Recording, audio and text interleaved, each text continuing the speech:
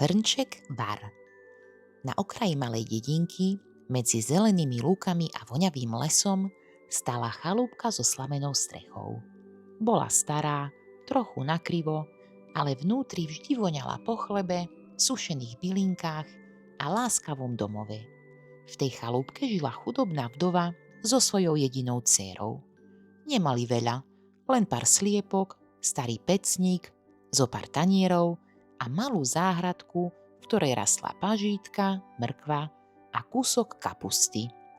Mamka bola usilovná a dobrosrdečná žena, ktorá sa nikdy nesťažovala. Dcéra jej bola verným tieňom. Pomáhala v záhrade, nosila vodu zo studne a každé ráno zbierala vajíčka, ktoré potom nosila predávať na trh. Za tie drobné peniaze si mohli kúpiť chlieb, kúsok masla alebo látku na nové rukávce. Aj keď ich život nebol ľahký, v chalúbke sa často ozýval smiech a spev.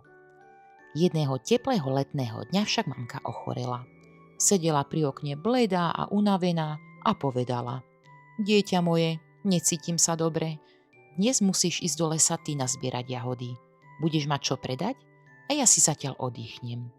Dievča prikývlo. Do zástiery si zabalilo krajec tvrdého chleba, vzalo veľký hlinený hrniec a vydalo sa po lesnej cestičke. Dievčatko malo rado les. Vedelo, kde rastú tie najčervenšie jahody a čoskoro sa hrniec začal plniť lesnými pokladmi. Keď sa slnko dvihlo vysoko a nohy ho začali bolieť, sadlo si pri studničke, aby si odýchlo.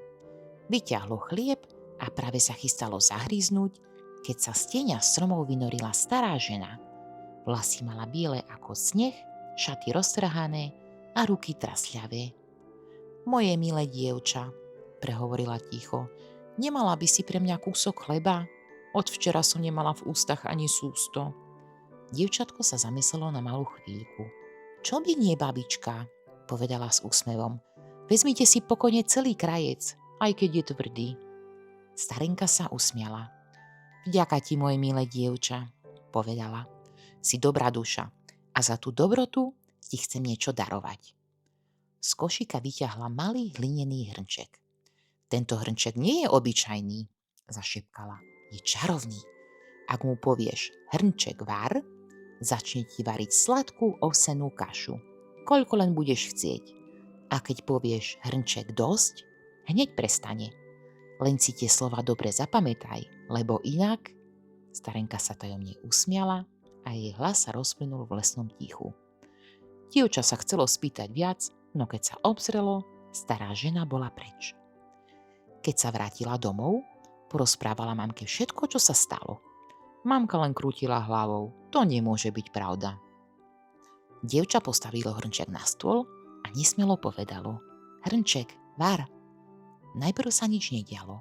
Potom sa ozvalo tiché bublanie a v okamihu sa hrnček naplnil teplou, voňavou kašou. Mamka zalapala po dýchu. Svätá dobrota, zvolala. Hrnček sa naplnil a dievča rýchlo povedalo. Hrnček, dosť.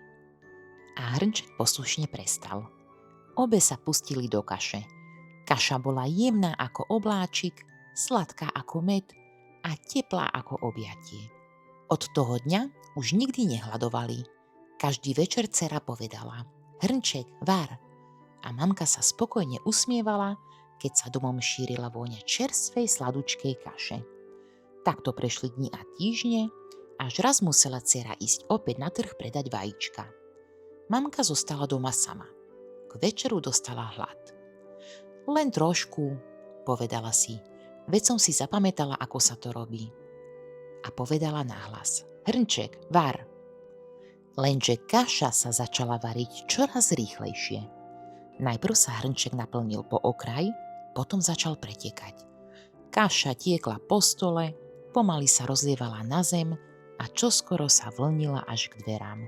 Hrnček, prestaň, zvolala mamka. Hrnček, stačí. Ale čarovné slová si nepamätala správne. Kaša tiekla ďalej ako divoká rieka. Na chvíľu sa zdalo, že sa celý dom premenil na jedno veľké jazero ovsenej kaše. Mamka sa snažila zachrániť chalúbku, no všetko márne. Kaša sa valila cez dvere, cez okná a čoskoro zaplavila celý dvor. Sliepky kvokali, pes brechal a mamka musela vyliecť na strechu, aby sa neutopila v kaši.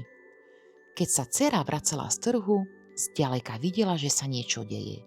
Dedina sa ligotala v zlatistých vlnách a vzduch voňal sladko. Čo sa len mohlo stať? Pomyslela si. Keď prišla domov, uvidela mamku sediacu na streche a volajúcu o pomoc.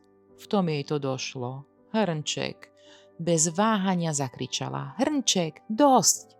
A v tom okamihu sa všetko zastavilo. Kaša prestala tiecť, hrnček stíchol a nastalo ticho. Dedina bola pokrytá hrubou vrstvou ovsenej kaše. Ľudia sa smiali, niektorí si z nej robili gule, iní ju naberali do džbánov. Mamka si vydýchla. Nič sa nestalo, mami. Aspoň už vieme, že čary treba používať s rozumom. A tak odtedy žili pokojne. Každý, kto k nim prišiel, dostal misu teplej kaše. A keď sa niekto spýtal, odkiaľ ten zázračný hrnček majú, dievča sa len usmialo a povedalo: To je dar za dobré srdce. Stačilo dať hladnej žene kúsok chleba. A ak pôjdete raz cez tú dedinu, možno ešte stále zacítite sladkú vôňu ovsenej kaše, ktorá pripomína, že láskavosť je tým najväčším kúzlom na svete.